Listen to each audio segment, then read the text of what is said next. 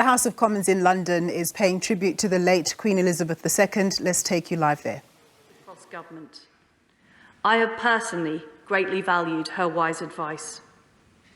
Only last October, I witnessed firsthand how she charmed the world's leading investors at Windsor Castle. She was always so proud of Britain and always embodied the spirit of our great country.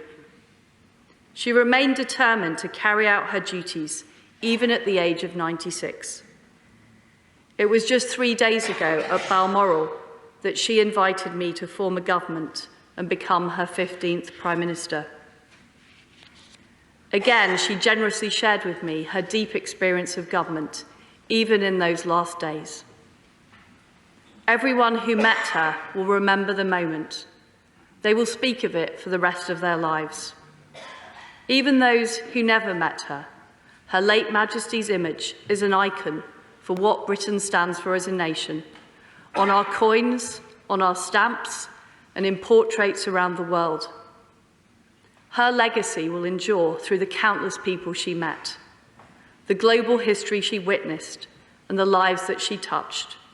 She was loved and admired by people across the United Kingdom and across the world. One of the reasons for that affection was her sheer humanity. She reinvented monarchy for the modern age. She was a champion of freedom and democracy around the world. She was dignified but not distant. She was willing to have fun, whether on a mission with 007 or having tea with Paddington Bear. She brought the monarchy into people's lives and into people's homes. During her first televised Christmas message in 1957, she said, "Today we need a special kind of courage, so we can show the world that we are not afraid of the future. We need that courage now." In an instant yesterday, our lives changed forever. Today, we show the world that we do not fear what lies ahead. We send our deepest sympathy to all members of the royal family. We pay tribute to our late Queen, and we offer loyal service to our new King. Amen. His Majesty, King Charles III, bears an awesome responsibility that he now carries for all of us. I was grateful to speak to His Majesty last night and offer my condolences. Even as he mourns, his sense of duty and service is clear. He has already made a profound contribution through his work on conservation, education, and his tireless diplomacy. We owe him our loyalty and devotion. The British people, the Commonwealth, and all of us in this House will support him as he takes our country forward to a new era of hope and progress, our new Carolean age. The crown endures, our nation endures, and in that spirit, I say, God save the King. I now call the Leader of the Opposition, Keir Starmer. All right, so we are going to come out of Parliament there, and we're going to head over to SABC News correspondent Giles Gibson. A very good afternoon, Giles. Just tell us what the atmosphere is where you are. I understand that you're directly outside of Buckingham Palace.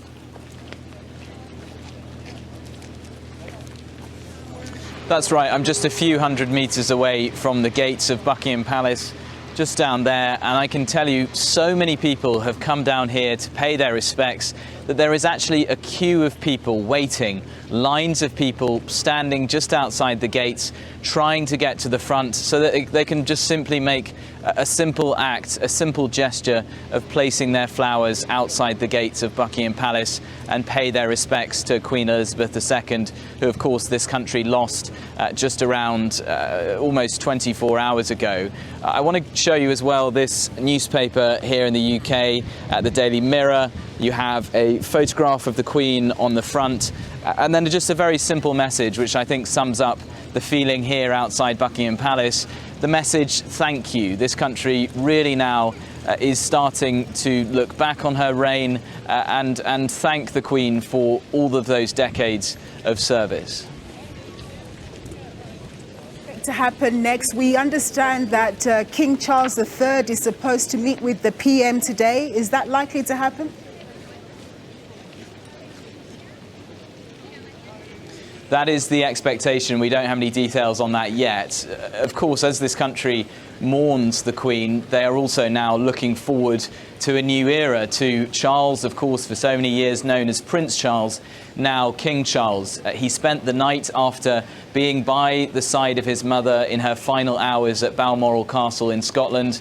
He spent the night there, and then we understand he is now, he has left Balmoral Castle and he is heading south to come down to London, of course, a place where he spent most of his life, but he has never been to Buckingham Palace as the monarch, as King Charles. Then what we're expecting to see on Saturday is a group known as the Ascension Council. That's part of the Privy Council, this group of very, very senior politicians which advises the monarch. They are going to meet, and that is when Charles will be officially proclaimed king.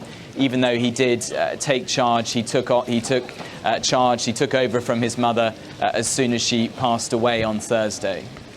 So we understand that after a monarch has passed away, they're usually buried within 10 to 12 days. What do we know so far around the date of the Queen's burial? Well, no confirmation on that of yet, and that is partly because it is up to now King Charles to actually sign off on the plans for the funeral, for the state funeral. So we are expecting perhaps in the next 12 hours or so to get some news, to get an update on when the state funeral is actually going to take place. As you say, the tradition is roughly that it takes place 10 days after the death of the monarch. But of course, in the meantime, while we wait for that state funeral, there are all sorts of sort of shows of gratitude and also of remembrance for the Queen.